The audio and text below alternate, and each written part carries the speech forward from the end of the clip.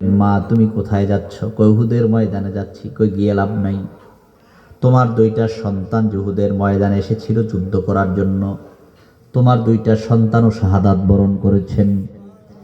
এই কথা শোনার পরে মহিলা বললেন, আমি তোমার কাছে আমার সন্তানের ব্যাপারে তোমাকে প্রশ্ন করে নাই, বলো আমার রাসূলুল্লাহ কেমন আছেন। ওই মহিলা উহুদের ময়দানে যখন হাজির হয়ে গেলেন, গিয়ে দেখে আপনার নবী শাহাদাত বরণ করেন নাই।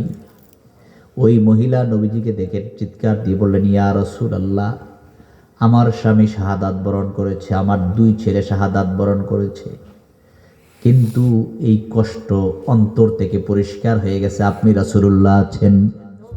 আর জোরে বলুন না সুবহানাল্লাহ। তাহলে সাহাবায়ে কেরাম নবীজিকে কেমন ভালোবাসে, উম্মত নবীজিকে কেমন ভালোবাসে। নবীজি হযরত তালহাকে ডাক দিয়ে বললেন, তালহা তুমি কেমন আছো খুলে বলো। হযরত তালহা বলেন, ইয়া রাসূলুল্লাহ, আমার যত কষ্ট আছে আপনাকে দেখা মাত্র আমার কষ্ট শেষ হয়ে গেছে। জোরে না সুবহানাল্লাহ।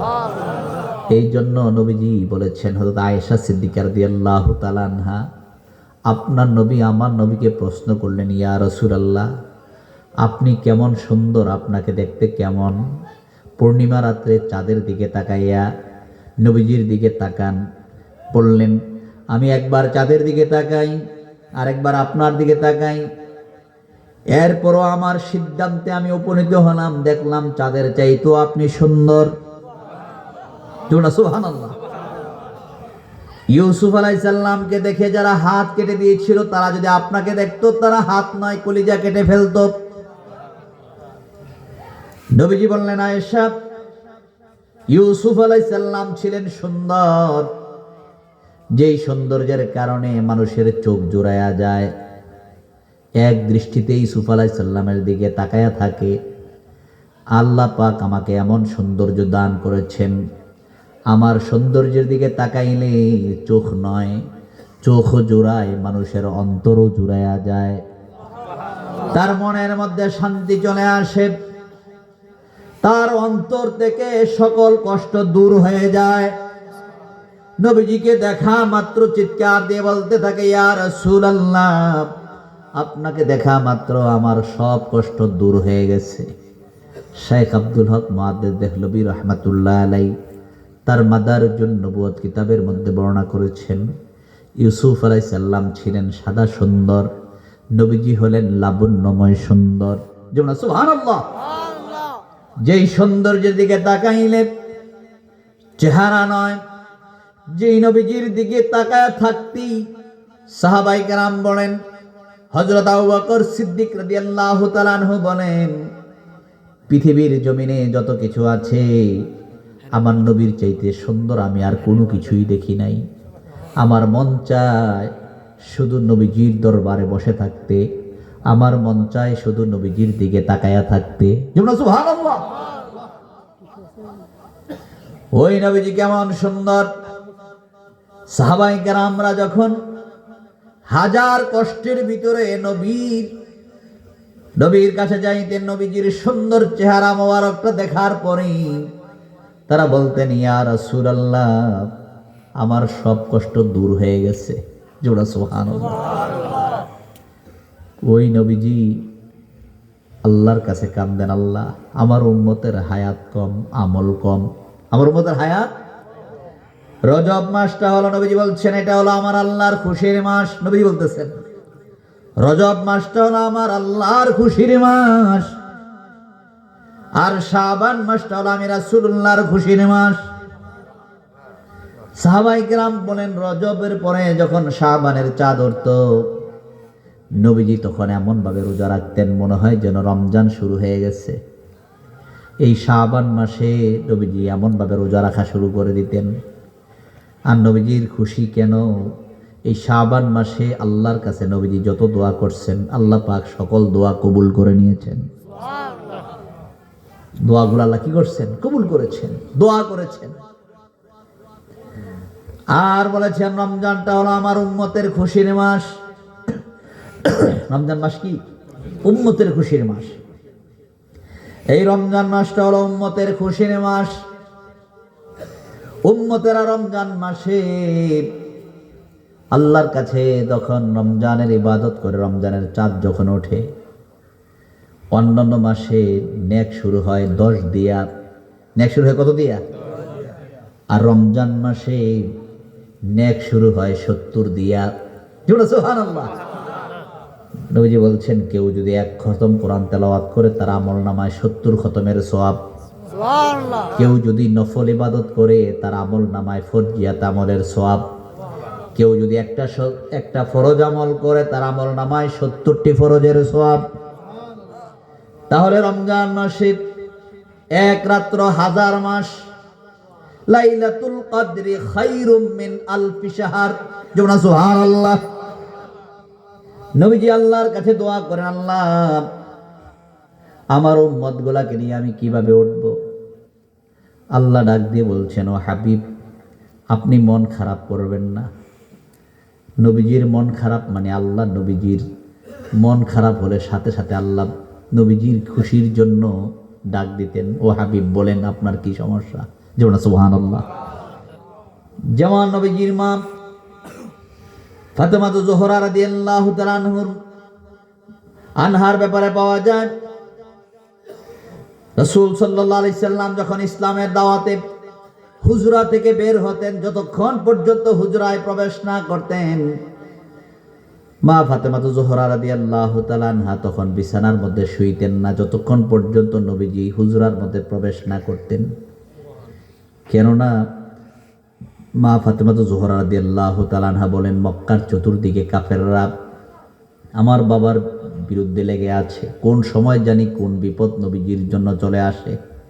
এই চিন্তায় মা ফাতেমা জোহরা রাদিয়াল্লাহু তাআলা আনহা বিছানার মধ্যে পিঠ লাগায় না। একদিন রাত্রেবেলা দরজার মধ্যে যখন আওয়াজ দিলেন, মা ফাতেমা দরজা খুলে দিলেন। ডাক দিয়ে নবীজি বললেন, মা তুমি কি ঘুমাও নাই? মা ফাতেমা জোহরা রাদিয়াল্লাহু তাআলা আনহা বললেন, ইয়া রাসূলুল্লাহ, যতক্ষণ পর্যন্ত আপনি হুজরায় না আসেন ততক্ষণ পর্যন্ত আমি বিছানায় পিঠ লাগাই না। এই কথাটা শোনা মাত্র নবীজি মা ফাতেমার কপালের মধ্যে একটা চুমু খেয়ে বললেন, মা তোমার বাবার জন্য তোমার চিন্তা করা লাগবে না। তোমার বাবা যেখানে যায় আল্লাহ পাকের নেক নজর সেখানে থাকে। তোমার বাবা যেখানে যায় আকাশের সূর্যের তাপ যেন তোমার বাবার উপর না লাগে। আকাশের মেঘমালা গুলা সূর্যের বরাবর ছায়া হয়ে দাঁড়ায়া থাকে। আর জোর না সুবহানাল্লাহ। তোমার বাবার জন্য তোমার চিন্তা করা লাগবে না। তোমার বাবার উপর আল্লাহ পাকের নেক নজর যেখানে যাই ওই জায়গার মধ্যেই আল্লাহর নেক নজর থাকে। আমি যখন মক্কায় কোরআন আল্লাহ পাঠাই দিলেন মক্কায়, আমি যখন মদিনায় কোরআনের আয়াত সূরা পাঠাই দিলেন মদিনায়। সুবহানাল্লাহ। আল্লাহ পাক তোমার বাবাকে এত ভালোবাসেন, এত মায়া করেন, এত মহাব্বত করেন। এখন নবীজির মন খারাপ। নবীজির কি? যে আমার উম্মত গুলার আমল কম, এই আমল গুলা নিয়ে আমি কিভাবে উঠবো? আল্লাহ ডাক দিয়ে বললেন, হাবিব বললেন, আপনার কেন মন খারাপ? নবীজি বললেন, ইয়া রাসূল, ইয়া আল্লাহ, বারে এলাহি, আমার উম্মত গুলা আমি এই কম আমল নিয়ে কিভাবে হাসরের ময়দানে উঠব? এমন সময় আল্লাহ ডাক দিয়ে বলছেন, নবী চিন্তা করবেন না। আমল যদিও কম হয়, হায়াত যদিও কম হয়, কিন্তু আমলের মধ্যে আমি আল্লাহ বরকত বাড়াইয়া দেব। কি বাড়াই দিবেন? বরকত বাড়াই দিবেন। বরকত বাড়াই দিবেন। একজনের খানা যদি 10 জনে খাইতে পারে তাহলে এটা কি বরকত না? সবাই কোন বরকত কিনা? এখন আল্লাহ বলতেছেন আমি বরকত বাড়াই দেব। কেমন বরকত? 1 রাত্র 1000 মাস। 1 রাত্র 1000 মাস। কেউ যদি 40 বছর হায়াত পায়, 40টা কদর পায়, প্রায় 3300 বছরের উপরে তার দিনে রোজা রাখা, সারা রাত্র দাঁড়িয়ে নামাজ পড়ার বরকত তার আমল নামায় আল্লাহ দিয়ে দিবেন। তাহলে তারা হায়াত কত বছর? 1000, সর্বোচ্চ 1000। আর নবীজি বলছেন আমার উম্মত যদি 40টা কদর পায়, 1000 যদি হয় 83 বছর 4 মাস। 83 বছর আর 40টা কদর যদি হয় 3300 বছরের উপরে। আর যেমন না সুবহানাল্লাহ, দিনে রোজা রাখা, যেমন কদরের সময় আমরা দিনে কি থাকি? রোজা রাখি। এবং কদরের রমজান মাসে আমরা দিনে কি থাকি? আর রাত্রেবেলা কদর রাত্রে তারাবির পরে জিকির আজকার, দোয়া, মোনাজাত, তাহাজ্জুদের নামাজ, বিভিন্ন তাসবিহ তাহলিল, ওজিফা পড়তে পড়তে সেহরির সময় হয়। এরপরে সেহরি খেয়ে ফজরের নামাজ পড়ে আমরা একটু আরাম করতে যাই। তাহলে সারা রাত্র ইবাদতের মধ্যে কাটাই আর দিনের বেলা রোজা অবস্থায় কাটাই।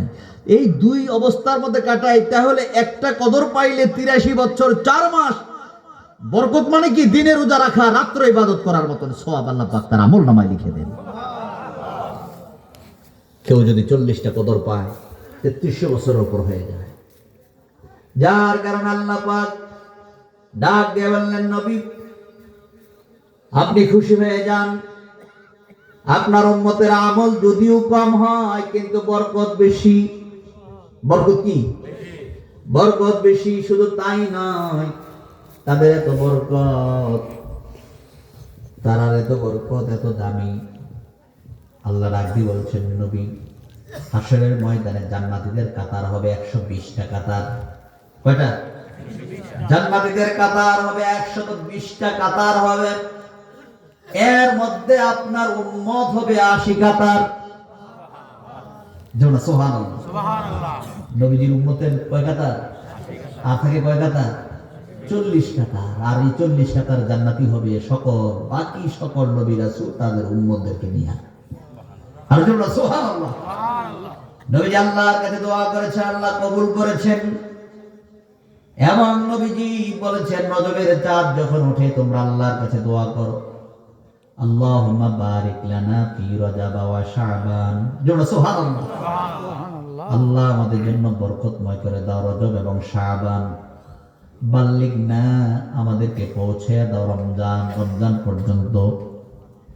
এই 3টি মাসের এত বরকত, এত ফজিলত। এখন রজব চলতেছে। কোন মাস চলতেছে? রজবের মাস চলতেছে। সামনে হলো শাবান, এরপর কি? রমজান। 3টি মাসের 3টি বরকতপূর্ণ সময়। রজবে হলো আমার নবীর মেরাজ। রজবে কি? নবীজির কি? নবীজি যে মেরাজ করলেন, এটা কি স্বপ্নে না সশরীরে? জাগ্রত অবস্থায়, স্বপ্নে নয়। নবীজি মেরাজ করলেন জমিন থেকে। নবীজির ব্যাপারে আল্লাহ পাক কোরআন আয়াত নাযিল করে দিলেন, সুবহানাল্লাযী আসরা বিআবদিহি লাইলাম মিনাল মাসজিদিল হারাম ইলাল মাসজিদিল আকসা। সুবহানাল্লাহ। আল্লাহ পাক ডাক দিয়ে বলেন, নবী আমি আপনাকে যে সফরটা করাইলাম, বিআবদিহি, আমি আমার বান্দাকে, আল্লাহ বলতেছেন আমি আমার বান্দা মুহাম্মদুর রাসূলুল্লাহ সাল্লাল্লাহু আলাইহি সাল্লামকে দিয়ে যে মেরাজটা করালেন, কোরআনের মধ্যে আল্লাহ পাক উল্লেখ করলেন মসজিদুল হারাম থেকে ইলাল মসজিদিল আকসা। মসজিদুল হারাম হলো কাবা, মক্কা, সৌদি আরব। কোথায়? সৌদি আরবের মক্কায় হলো কাবা। আর মসজিদুল হারাম হলো ফিলিস্তিন, যেটা মসজিদুল আকসা বলা হয়। বাদশা সুলাইমান, যিনি জিনদের দ্বারা ওই মসজিদ নির্মাণ করলেন। জিনেরা পাথর বিভিন্ন জায়গা থেকে, সাগর থেকে বিভিন্ন জায়গা থেকে পাথর আনলেন। ওই পাথর কেটে কেটে ওই জায়গার মধ্যে নির্মাণ করলেন মসজিদুল আকসা। সুবহানাল্লাহ। আল্লাহ পাক নবীকে দিয়ে মেরাজটা করালেন মসজিদুল হারাম থেকে মসজিদুল আকসা। এখন যদি বলা হয় কোরআনের মধ্যে যে বলছেন মসজিদুল হারাম আর মসজিদুল আকসা, মনে হইতেছে যেমন খুব কাছাকাছি। না, যতটুকু দূরে আছে। আবার আল্লাহ কোরআনের মধ্যে বলতেছেন সুবহানাল্লাযী আসরা বিআবদিহি লাইলাম মিনাল মাসজিদিল হারামি ইলাল মাসজিদিল আকসা। লাইলাম মানে কি? রাতের একটা অংশ, পুরো রাতও নেই। পুরা রাত্রটা আমি আমার নবীর জন্য পুরা রাত্রটা আমি নেই নাই। স্বাভাবিকভাবে দুনিয়ার মানুষ যেভাবে ঘুমায়, আবার যখন সকাল হয়, এই স্বাভাবিক প্রক্রিয়া চলছে। আর নবীজি মেরাজ করলেন। মেরাজ করার পর আসার পরে দেখতেছেন নবীজি যেখানে ওযু করতেছেন ওযুর পানি এখনো গড়াচ্ছে, বিছানাটা এখনো গরম হয়ে আছে। আর জোরে বলেন সুবহানাল্লাহ। স্বাভাবিক জ্ঞানে আমি যদি বলি, আপনি আপনার যত কাছের বন্ধু আছে, কাছের বন্ধু, আপনি যেটা বলেন সেটাই সে বিশ্বাস করে। তাকে যদি বলেন, ভাই রে, আমি তো তোমাদের সঙ্গে যে আজকে মাহফিল শুনলাম, মাহফিল শুনে বাসায় যাওয়ার পরে মন চাইলো মক্কা শরীফ যেতে। কোথায়? সবাই বলেন কোথায় যেতে? মক্কা শরীফ যেতে মন চাইতেছে। তখন নিয়ত করে মক্কা শরীফ চলে গেছি। মক্কা শরীফ গেলাম, আল্লাহর ঘর তওয়াফ করলাম। মন চাইলো যে একটা উমরা করি। উমরা নিয়ত করে 7টা চক্কর কাবা ঘরটা দিলাম, সাফা মারওয়া সাই করলাম, মাথা মুন্ডন করলাম। এরপরে আবার তোমাদের সঙ্গে আয়সা হাজির হইলাম, একসাথে আবার ফজরের নামাজ পড়লাম। এই কথাটা আপনার বন্ধু, কাছের বন্ধু কাউকে যত রকমের বুঝ দেন, এটা কি তাকে বুঝাইতে পারবেন? সবাই মন পারবেন? সে তো আপনার খুব কাছের বন্ধু। তাকে কি আপনি যেইভাবেই বুঝ দেন, সে কোনোভাবেই এটাকে মেনে নেবে না। এটা তো সম্ভব না। তুমি কি বলো? আগে পিছে সব বাদ দিয়ে শুধু বিমানে যদি আসা যাওয়ার সময়টা ধরি, তাহলে তো 6-12 ঘন্টার ব্যাপার। কি বল, ঠিক না? তো যাইতে 6, আইতে 6, 12 ঘন্টা তো শুধু বিমানের ব্যাপার। আর ইমিগ্রেশনের যত ঝামেলা আছে, 1-2 ঘন্টা, 2 ঘন্টা, 2 ঘন্টা, 4 ঘন্টা, এগুলো বাদে দিলাম। এখান থেকে ঢাকা যাওয়ার সময় এই যে যাইবা, আবার জ্যাম থাকলে এয়ারপোর্টে যাইয়া না, এয়ারপোর্টে যাওয়ার পরে না বিমান যদি ছেড়ে দেয়, এরপরে 6 ঘন্টার ব্যাপার। সব বাদ দিয়া যদি বিমানটাই ধরি, 6-12 ঘন্টার ব্যাপার। আর তুমি বলতেছো 4-5 ঘন্টার মধ্যে একসাথে মাহফিল শেষ করে 12টার ভিতরে গিয়ে শুইলাম, আবার 6:45টার দিকে বা 5:30টার দিকে আমরা ফজরের জামাতে একসাথে হইলাম। তুমি এই সময়ের ভিতরে কোন সময় গেলা আর কোন সময় আইলা? আপনার কাছের বন্ধুই আপনার পাগল করবে। কি বল, ঠিক না? কাছের বন্ধু আপনাকে কি বলবে? পাগল বলবে। যে লোকটা মনে হয়, এতদিন মনে করছিলাম আমার বন্ধু অনেক ভালো বুদ্ধি, কিন্তু আসলে লোকটা সেন্সলেস নাই, পাগল হয়ে গেছে। কিন্তু রাসূল সাল্লাল্লাহু আলাইহি সাল্লাম রাত্রির একটা অংশে আল্লাহ বলতেছেন, আমি আমার নবীকে দিয়ে সফর করাইলাম। আসরা দ্রুত সফর করাইছে। আর জোরে সুবহানাল্লাহ। মসজিদুল হারাম থেকে মসজিদুল আকসা বিমান নাই, রকেট নাই, উড়োজাহাজ নাই, কোনো কিছুই নাই, হেলিকপ্টার নাই। ওই সময় মরুভূমির জাহাজ, উট এবং বিভিন্ন সফরে যাওয়ার জন্য ঘোড়া, এগুলো ছাড়া আর কোনো কিছুই নাই। তাহলে মসজিদুল হারাম থেকে, কাবা থেকে, মক্কা থেকে, সৌদি আরব থেকে ফিলিস্তিন যদি যায়, ওই সময় রাস্তা যে অবস্থা, ঘুরে ঘুরে যাইতে যাইতে আসা যাওয়া, তো স্বাভাবিকভাবে যদি 7 দিন যাইতে লাগে 7 দিন, আসতে লাগে 7 দিন, 15 দিনের ব্যাপার। এখানে 14-15 দিনের ব্যাপার। আর নবীজি বলতেছেন রাত্রের একটা অংশে গেছেন, আবার আসছেন। জোরে সুবহানাল্লাহ। আর জোরে সুবহানাল্লাহ। রাত্রের একটা অংশে গেছেন, আবার কি আসছেন। আসার পরে আবু জেহেল নবীজিকে বলেন, ও মুহাম্মদ সাল্লাল্লাহু আলাইহি সাল্লাম, আমার কাছে আসলে তো কিছু তথ্য পাওয়া যায়, নতুন নতুন আছে। কোনো নতুন তথ্য আসেনি? আছে তো, যিনি আপনিও শুনে, আপনার বাবাও শুনে নাই, কোন নবী রাসূলদের দ্বারা যা ঘটে নাই, আল্লাহ আজকে আমার দিয়ে তা ঘটাইছেন। তো কি ঘটছে? আমি মসজিদুল হারাম থেকে মসজিদুল আকসায় গেছি। আর জন্য না সুবহানাল্লাহ। মসজিদুল হারাম থেকে কোথায় গেছি? মসজিদুল আকসার মধ্যে আমি গিয়েছি। এমন সময় কথাটা শোনার পরই আবু জাহেল ভিতরে ভিতরে খুশি। ভিতরে ভিতরে কি? এতদিন নবীজির সঙ্গে দুশ্মনী করে পাগল বলছি, কিন্তু আজকে উনি যা বলতেছেন, এটা দুনিয়ার কাউকে বিশ্বাস করানো যাবে না। তাহলে দুনিয়ার কোন লোক ওনার পক্ষে আর থাকবে না, পাগল বলে চলে আসবে।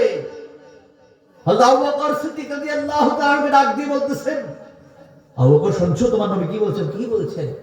উনি নাকি মসজিদুল হারাম থেকে মসজিদুল আকসায় গেছেন।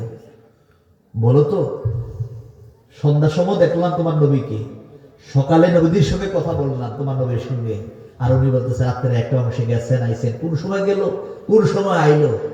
পাগল নি, এটা কে বিশ্বাস করবে? এই কথা বলার পরে হযরত আবু বকর সিদ্দিক রাদিয়াল্লাহু তাআলা বলেছেন, কে আপনাকে বলছে? তোমার নবী নিজে বলছেন। হযরত আবু বকর সিদ্দিক রাদিয়াল্লাহু তাআলা বললেন, নবী যদি বলে থাকেন আমি নির্দ্বিধায় বিনা প্রশ্নে বলতে পারি আমার নবী যা বলেছেন সত্য বলেছেন। সুবহানাল্লাহ। আমার নবী যা বলেছেন কি বলেছেন? সত্য বলেছেন। এখন কাউকে যখন বিশ্বাস করতে পারেন, এখন ওর দলে আরো নিতে পারতেছেন। এখন আবু জাহেল কি করলেন? বাইতুল মুকাদ্দাসের পড়শি একজনে নিয়ে আসছে, আইনা নবীর কাছে বলতেছেন, ও মুহাম্মদ সাল্লাল্লাহু আলাইহি সাল্লাম, তুমি যদি বাইতুল মুকাদ্দাসে গিয়ে থাকো, বলো তো বাইতুল মুকাদ্দাসটা কেমন? দরজা কয়টা, লাইট কয়টা, জানালা কয়টা? আচ্ছা, আপনি এখন রাস্তা দিয়ে মুরাদ মনে করেন নামাজ পড়েন একটা মসজিদে। এখন মসজিদে নামাজ রাস্তার মধ্যে পড়ছেন আর কি, জোহর বা আসর নামাজ পড়ছেন। এখন কেউ যদি বেরোয়, একজন যদি বলে যে নামাজ যে পড়ছেন, মসজিদে ফ্যান কটা আছে? আপনি কি মসজিদের মধ্যে দাঁড়া দাঁড়া ফ্যান গুনছেন?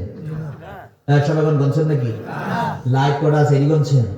ডাইনে কয়টা জানালা, বামে কয়টা জানালা, জানালির মধ্যে সিটকারি কোন জায়গায়, দরজা কোন জায়গায়, এগুলো কি আপনি দেখছেন? নবীজির কাছে যখন প্রশ্ন করলেন, নবীজি চুপ করে আছেন। হঠাৎ করে আল্লাহ ডাক দিয়ে বলতেছেন, নবী চিন্তিত হয়েন না, আপনার নজর বাইতুল মুকাদ্দাস পর্যন্ত। সুবহানাল্লাহ। আপনি সান খালি হে কি কয় আমি সাইয়া সাইয়া উত্তর দিবেন। সুবহানাল্লাহ। সুবহানাল্লাহ। আর জোরে না সুবহানাল্লাহ। এখন এই বস্তুর দরজা কটা? নবী কয় 1 2 3 4 5 6 7 8 9 10টা। সুবহানাল্লাহ। এইভাবে যখন বলতেছেন, পড়শি বলতেছে যা বলতেছি সব সঠিক। নবীজি যা বলতেছেন সব কি সঠিক? আর জোরে না সুবহানাল্লাহ।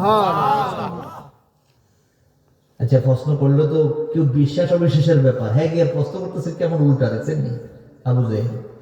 আর আল্লাহ বলতেছেন, তুমি আমার নবীকে বিপদে ফেলাইবা? আমি আল্লাহ না আমার বন্ধু নবী, স্বয়ং আমার হাবিব না নবীজি?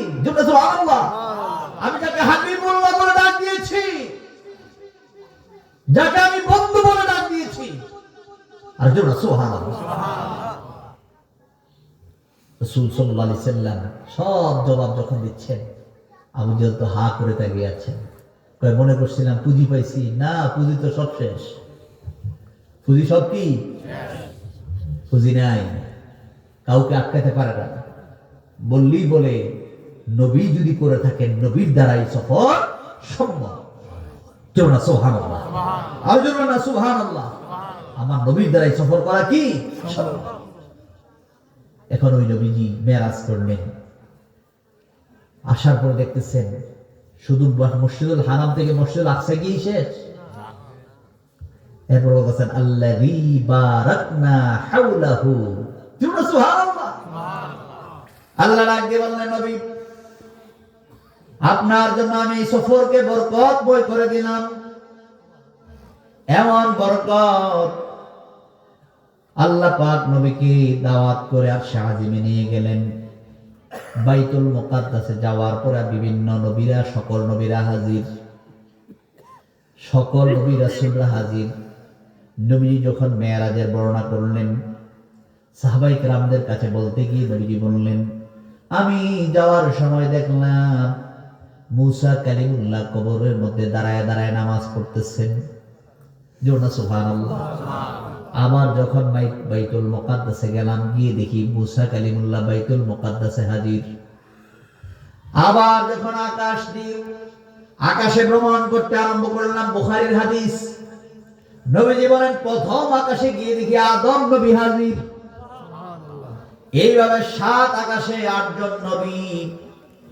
ষষ্ঠ আকাশে গিয়ে দেখি মুসা কালিমুল্লাহ ওই জায়গার মধ্যে হাজির। মুসা কালিমুল্লাহ চোখের পানি ফেলে কান্না করতেছেন। নবীজি গিয়ে বললেন, ও মুসা কালিমুল্লাহ, তুমি কেন কাঁদো? তোমার কান্নার কারণটা কি আমি জানতে চাই। এমন সময় মুসা কালিমুল্লাহ বললেন, ইয়া রাসূলুল্লাহ, আমি হিংসায় কাঁদি না, আমি কাঁদতেছি ঈর্ষান্বিত হইয়া। কি হইয়া? ঈর্ষা। ঈর্ষা একটা হলো হিংসা, আর একটা কি ঈর্ষা। হিংসা করা হারাম, ঈর্ষা করা জায়েজ। হিংসা করা কি? হিংসা মানে কি? আল্লাহ তারে মারো, আমারে বড় করো। এর নাম কি? আল্লাহ তারে বিপদে ভালো, আমার খালি বালা বালা রাখো। আল্লাহ তার উপরে বালা মুসিবত খালি দাও, আমার খালি আরামে আরামে রাখবা। এই নাম কি?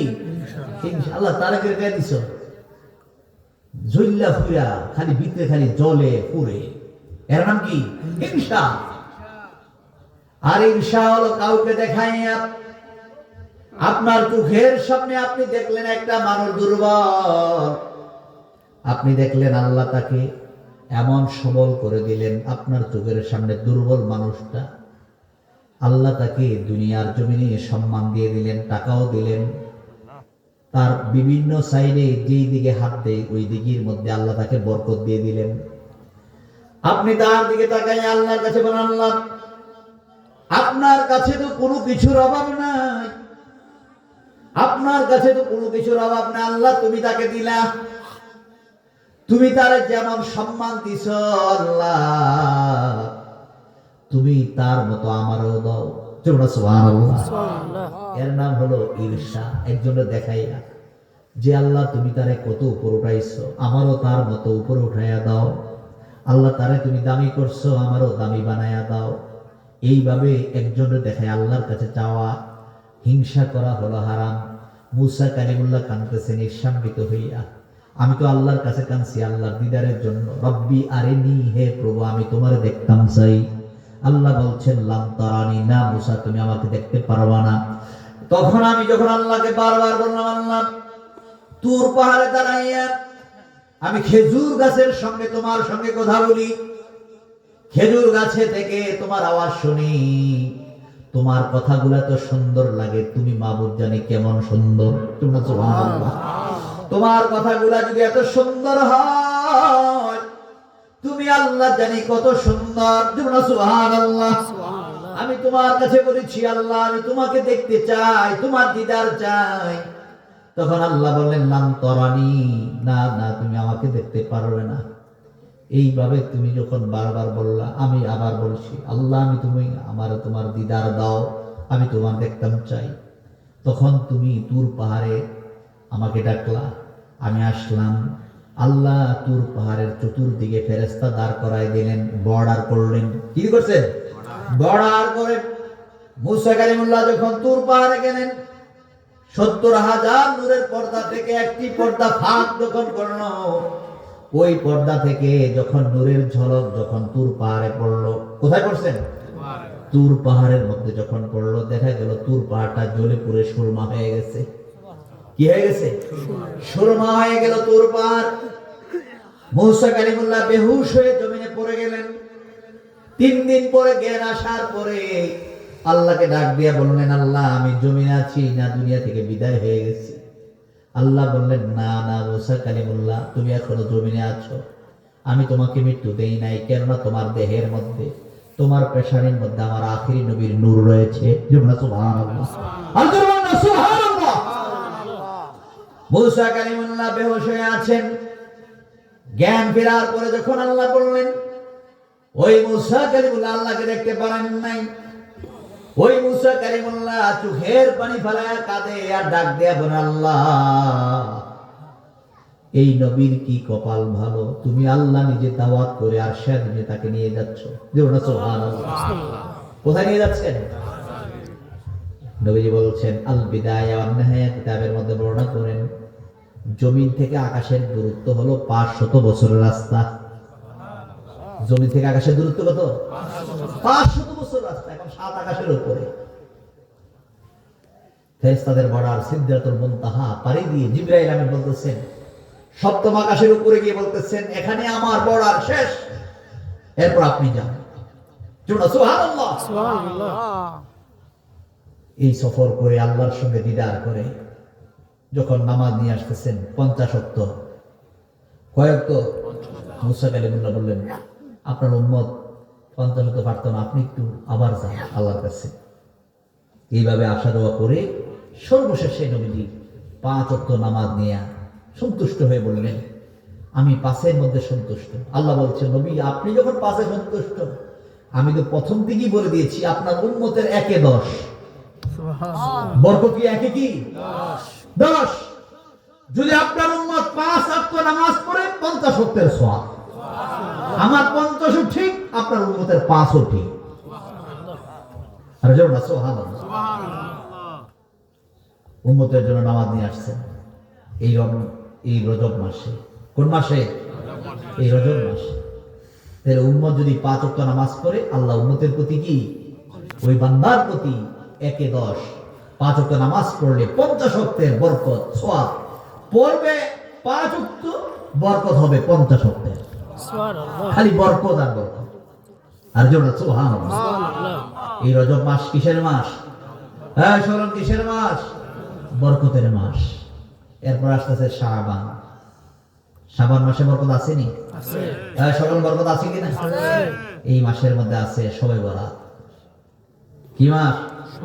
শবে বরাত আছে। হাদিসের ভাষায় বলছেন নিসফু শাবান, শাবানের মধ্যরাত্রি। নবীজি এই রাত্রে কবর জিয়ারত করতেন, বেশি বেশি করে দোয়া করতেন, মানুষের জন্য দোয়া করতেন। বিভিন্ন ঘটনা পাওয়া যায়। মালিক ইবনে দিনার রাহমাতুল্লাহ আলাইহি ওই শবে বরাতের রাত্রে দোয়ার বিনিময়ে রাস্তা চেঞ্জ করে এক পথে তিনি ছিলেন, ওই পথ থেকে উনি আল্লাহ তাকে যুগ শ্রেষ্ঠ ওলি বানাই দিয়েছেন। দোয়া কবুলিয়তের মাস। আল্লাহ যেন আমাদের সকলকে কবুল করেন। আমরা সকলে বলি আল্লাহুম্মা আমিন। আরেকবার বলি আল্লাহুম্মা আমিন। যা হোক, প্রায় 11:15 বেজে গেছে। আমি বেশি এই কনকনে শীতের ভিতরে আপনারা যে এত বসে আছেন, আমরা তো একই ইউনিয়নের মানুষ, এই বলে ঠিক না? একই এলাকার, একই গ্রামের, একই ইউনিয়নের কাছাকাছি মানুষ। আপনাদের মাঝে আমি উপস্থিত হতে পেরেছি। আপনারা আমার জন্য দোয়া করবেন, আমিও আপনাদের জন্য দোয়া করি। এখন কামাল্লা আর নোয়াগাঁও একবার কাছাকাছি না, একসাথে একই বাজারে, একই বাজার থেকে খরচ ফিরে আমরা খাই, ঠিক না? আল্লাহ যেন আমাদের সকলকে সকল কাজে কর্মে আল্লাহ যেন বরকত দান করেন। আমরা সকলে বলি আমিন। আরেকবার বলি আল্লাহুম্মা আমিন। আগামী 16 জানুয়ারি কামাল্লা দরবার শরীফের শবে মেরাজের মাহফিল আপনাদেরকে দাওয়াত করা হলো, আপনারা যাবেন, ইনশাআল্লাহ থাকবেন। আল্লাহ যেন আমাদের সকলকে কবুল করেন। এবং বিশেষ করে এই মাহফিলটা হলো 39তম মাহফিল। কি মাহফিল? 39তম মাহফিল। 38 বছর পিছনে চলে গেছে, এখন 39তম চলতেছে। এই মাহফিলে যারা আলোচনা করেছেন, এই মাহফিলে শ্রোতা হিসেবে যারা শুনেছেন, এদের মধ্যে অনেকেই কবরে শুয়ে আছেন, কেউ ঠিক না? আমরা যারা আছি, আল্লাহ যতদিন বাঁচায় রাখেন, যদি আল্লাহ বাঁচায় রাখেন, আগামী বছর মাহফিলে আমরা কেউ থাকবো, না হয় কেউ চলে যাবে। আল্লাহ যদি মাহফিলটাকে কবুল করেন। বিশেষ করে এই মাহফিলের সম্মানিত সভাপতি যিনি এই মাহফিলটা বাস্তবায়ন করেছেন, আল্লাহ যেন তাকে সুস্থতার নেয়ামত দান করেন। আরেকবার বলি আল্লাহুম্মা আমিন। এবং তার ছেলে এখানে উপস্থিত আছেন, আরো যারা যারা আপনজনেরা, বংশধরা যারা মিলেমিশে এই মাহফিলটা করেছেন, আল্লাহ যেন সকলকে কবুল করেন। আমরা সকলে বলি আল্লাহুম্মা আমিন। এখন দোয়ার আগে সকলে চলুন তওবার খেয়ালে আমার সঙ্গে তো করুন। তওবার খেয়ালে আমাদের প্রত্যেকের আমলনামায় গুনাহ আছে কিনা? ছোট বড়, ইচ্ছায় অনিচ্ছায়, প্রকাশ্যে গোপনে আমরা সবাই গুনাহ করছি। আল্লাহর কাছে তওবার খেয়ালে গুনাহ মাফের জন্য আমার সঙ্গে করুন। আস্তাগফিরুল্লাহ রাব্বি মিন কুল্লি যামবি ওয়া আতুবু ইলাইহি লা হাওলা ওয়ালা কুওয়াতা ইল্লা বিল্লাহিল আলিয়্যিল আযীম। চক্ষুটা বন্ধ করে বাম স্তনের দুই আঙ্গুল নিচে লতিফায়ে কাল। নবীজি ফরমান, বান্দা যখন হাতের দ্বারা পায়ের দ্বারা গুনাহ করে, এই গুনাহটা হাতে পায়ে থাকে না, এই কালবের মধ্যে দাগ পড়ে যায়। এইভাবে দাগ পড়তে পড়তে কলবটা অন্ধকার হয়ে যায়। এই অন্ধকার কলব যখন হয়ে যায়, তখন তার কাছে নামাজ, রোজা, ইবাদত বন্দেগী কোনো কিছু ভালো লাগে না। কোরআনের মধ্যে আল্লাহ পাক বলেছেন, ফি কুলুবিহিম মারাদুন ফাযাদাহুমুল্লাহু মারাদা। আল্লাহ পাক বলেন, তোমাদের কলবগুলো যখন অসুস্থ হয়ে যায়, এই রোগ শুধু কালবের মধ্যে থাকে না, পুরো বডির মধ্যে ছড়ায়া যায়। চোখের পানি ফালায়া কান্দেন, ডাক দেবেন আল্লাহ আল্লাহ। আল্লাহ আল্লাহ, আমার মতো গুনাহগার আর কেহ নাই। নফসের কারণে, শয়তানের ধোকায়, বন্ধু বান্ধবদের সঙ্গে মিলেমিশে আমি জীবনে যত গুনাহ করছি সমস্ত গুনার জন্য ক্ষমা চাই। আমি আর বাকি জীবনে গুনাহ করব না। আল্লাহর কাছে বলতে শরম নাই, চোখের পানি ফালায়া কান্দেন। আল্লাহ বলছেন, বান্দারে তুমি আমার রহমত থেকে নিরাশ হইও না। গুনাহ করছো, ভুল করে ফেলছো, তুবু ইলাল্লাহ, তুমি আমার দিকে ফিরে আসো, তওবা করো, ক্ষমা চাও।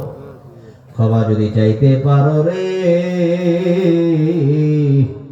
আল্লাহ ডাক দিয়ে বলছেন, লা তাকনাতু মির রাহমাতিল্লাহ, বান্দা তুমি আমার রহমত থেকে নিরাশ হইও না, আমার রহমত থেকে তুমি নিরাশ হইও না।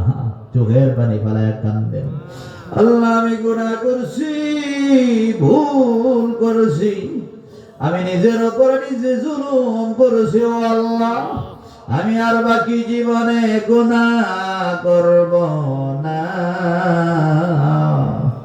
আমি আর বাকি জীবনে গুনাহ করব না।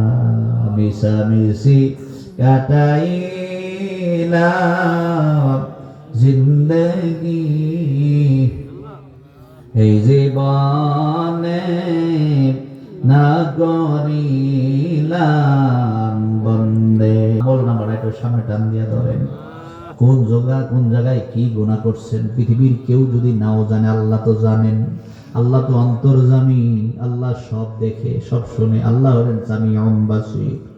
আল্লাহর দরবারে বিনয় বিনয় কান্দ ডাক দিয়ে বল, আল্লাহ আল্লাহ আল্লাহ আল্লাহ। কান্না যদি না আসে, আব্বার কথা স্মরণ করো।